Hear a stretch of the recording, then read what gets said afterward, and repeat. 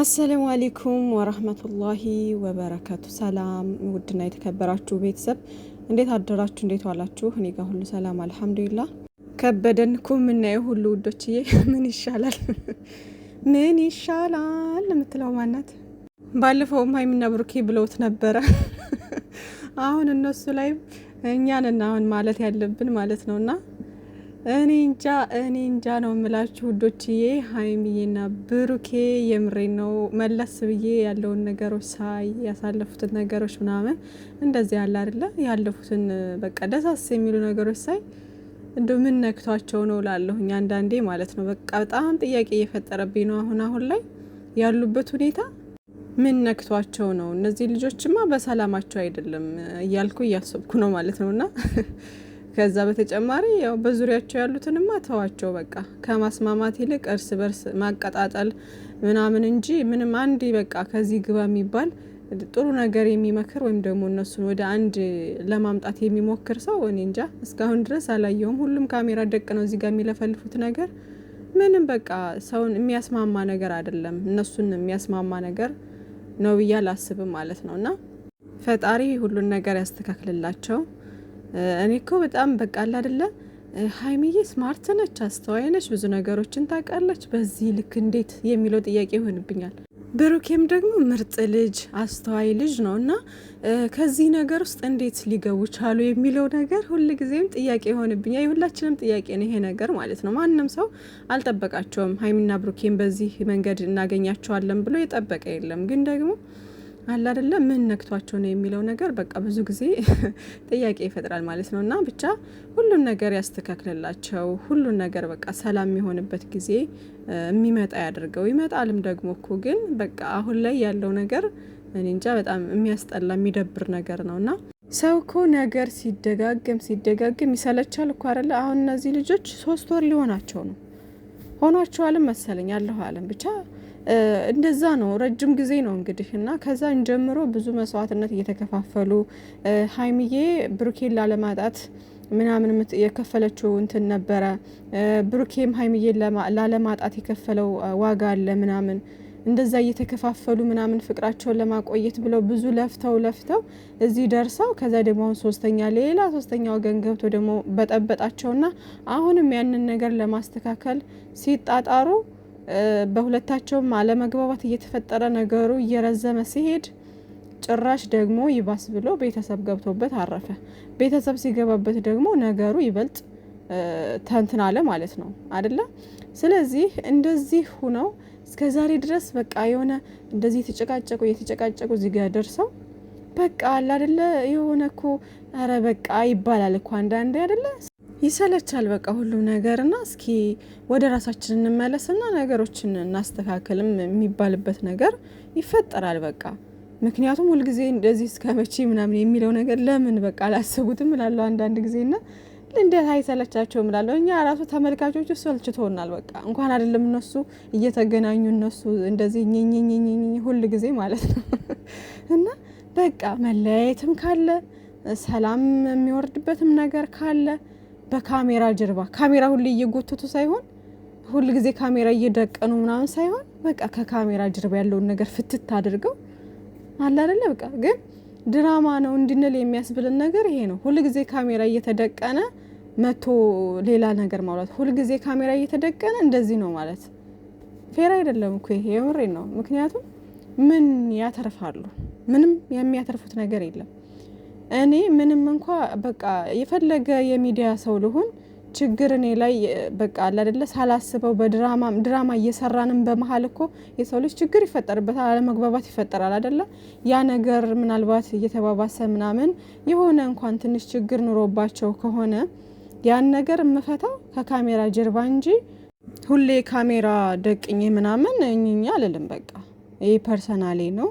በቃ ያለውን ነገር መፍታት የምችለውን ነገር መፍታት እችላለሁ። መፍታት ካልቻልኩ ደግሞ ውሳኔን ወስኜ በቃ እንደዛ ነው እኔ የማደርገው በግሌ ማለት ነው። ሁላችሁም ቢሆን እንደዛ ነው የምታደርጉ ብዬ አስባለሁ እንጂ ሁሉ ጊዜ ካሜራ እየደቀናችሁ መታችሁ ሁሉ ጊዜ ሰዎች የኔን ነገር ይዩልኝ ይባላል።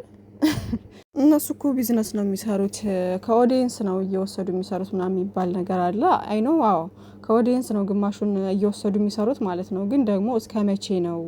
የእነሱን ፍቅር እኮ ገደል እየከተቱት ነው። ፍቅራቸውን እንትን እያሉት ነው አይደለ? በዚህ ልክ እንደዚህ ሲወርዱ ክብራቸውንም ሁሉን ነገር እያጡ ስለሆነ በዚህ ልክ መጓዝ አልነበረባቸውም። እስከ መቼ ድረስ ኦዲየንስ በተናገረ ቁጥር የተወሰነ ፓርቲ እየወሰዱ እንትን የሚሉት ጥሩ አይደለም እንደዚህ። በዛ ላይ ደግሞ አንዳንዴ ምርር ብለው የሚመሉት ነገር ያስፈራል ምናምን ነገርና እንደዛ ባይሆን በቃ ጥሩ ነው። ለማንኛውም ወደ ራሳችሁ ፈጣሪ መልሳችሁ። ትላንት እንዳልኩት እነሱ በድራማ ወይም በቃ ተከታታይ ድራማ አድርገው ስለሳሉት ምናልባት በቃ በድራማና በፊልም ምናምን እየተማለ ስለሚሰራ ላይክ እንደዛ አስበውት ሊሆን ይችላል የሚል ሀሳብ አለኝ፣ ትላንት እንደነገርኳችሁ ማለት ነው። ከዛ ውጭ ግን መሆን የሌለበት ነገር ነውና በቃ ጨረቃዎቻችን የምንወዳችሁ ከልባችን ውስጥ የገባችሁት እናንተ የበፊቱ በፍቅር የምታስደምሙን ቅን ልጆች፣ ያሁን ደግሞ ጨቅጫቃዎች ወደ ራሳችሁ ፈጣሪ መልሳችሁ።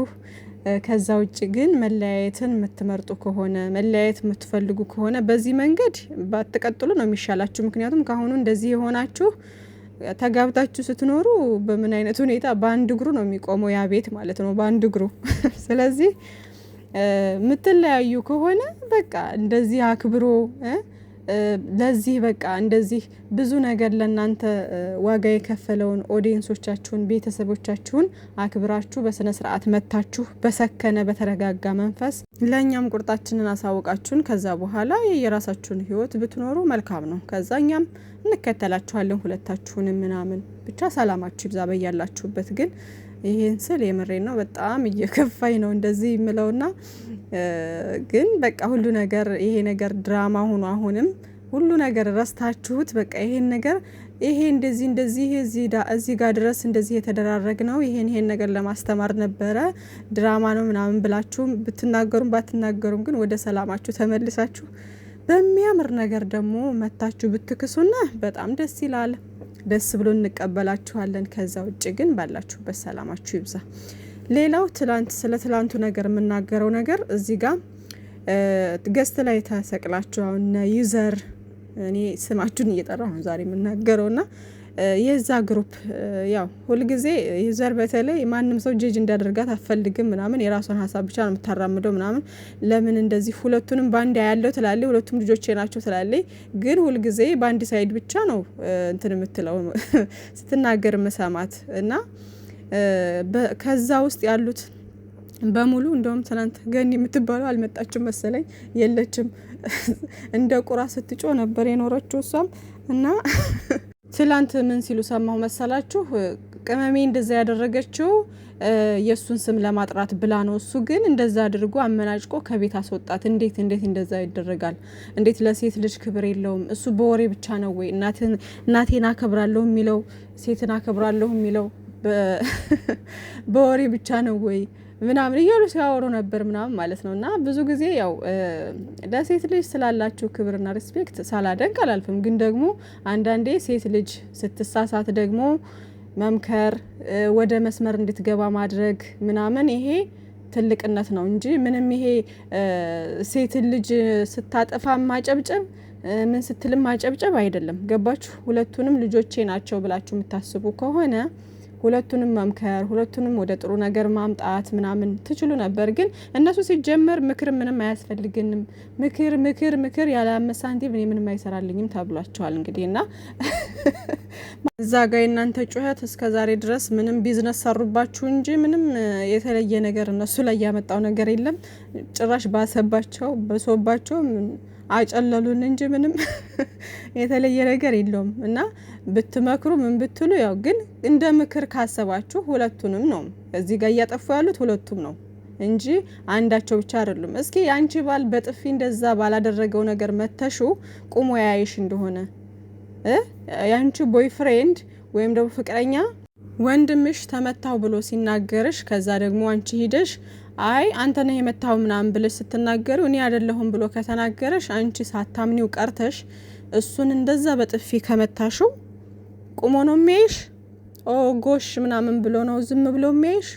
እንዴት ነው እኔ የምታስቡት እኮ አንዳንዴ ግርም ይለኛል። የእናንተ የራሳችሁ ባል እንኳን የማያደርገውን ነገር ሰው ላይ ስትፈርዱ አቤት እዲ ሲጀመር ሀይሚዬ አሁን እዛ ጋር ቤት እየኖረች አይደለም። ተጣልተዋል፣ ብዙ መንገድ መጥተዋል፣ ብዙ ተጨቃጭቀዋል ምናምን። አሁን ያለችው ከወንድሟ ጋር ነው አይደለ? ስለዚህ እንደዛ በጥፊ ስትመታው እሱ ደግሞ አስወጣት፣ በቃ ተናዶ ማለት ነው። ማንኛውም ወንድ የሚያደርገው ነገር ነው። ማንም ወንድ እንደዚህ በጥፊ መተሹ ቁሞ የሚይሽ የለም ባላደረገው ነገር። ጥፋቱ እንኳን ከሆነ ምናልባት ፊቱን አዳብሶ ምናምን ዝም ይልና ወይም ደግሞ በሰዓቱ ምናምን የተነጋገራችሁት ነገር ከሆነ ዝም ሊልሽ ይችላል። ቤትም ካለሽ የራስሽ ቤት ውስጥ እየኖርሽ ከሆነ እንደዛ አመናጭቆ አያስወጣሽም። ብሩኬ እኮ ያስወጣት ኦልሬዲ እዛ ጋር እየኖረች አይደለም ያለችው ወንድሟ ቤት ነው። በቃ ስትመታው በቃ ውጪ ሂጂ በቃ ምናምን ብሎ አስወጣት ማለት ነው። ገባችሁ?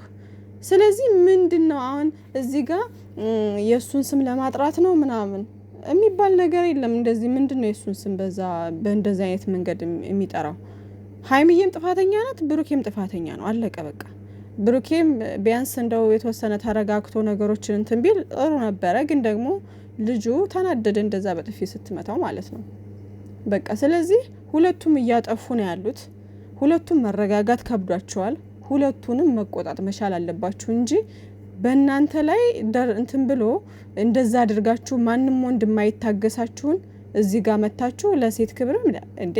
ለሴት ክብር እንዳለው ጊዜ አሳይቶናል። ጊዜ በተግባር አሳይቶናል። እስከዛሬ ድረስ ለሴት ክብር ቢኖረው ለእናቱ ክብር ቢኖረው እናቱን ከምንም በላይ ስለሚወድ ለሴት ልጅ በጣም ሪስፔክት ስላለው ነው ተንከባክቦ ምናምን። ሀይሚዬም ደግሞ ያን ነገሩን ስለወደደችለት ነው እዚህ ጋር ድረስ የደረሱት ማለት ነው። 2 አመት ሙሉ ለሴት ልጅ ክብር የሌለው አይነት ወንድ ቢሆንና እናንተ እንደምትቀርጹት አይነት ወንድ ቢሆን ኑሮ እስከዛሬ ድረስ ሀይሚዬም እሱ ጋር አትቀመጥም ነበረ። እሱ ጋር አንድ ቤት እስከ መኖር ድረስ አይደርሱም ነበር። ለሴት ክብር ስላለው መሰለኝ አንድ ቤት እየኖሩ ያሉት። እንዴት ነው የምታስቡት እናንተ? የሆነ ፍርደ ገምድል ናችሁ። ምናችሁም እንትን የማይል ነገር በቃ በምን አይነት መንገድም እንደምታስቡ የሆነ አለ አይደለ?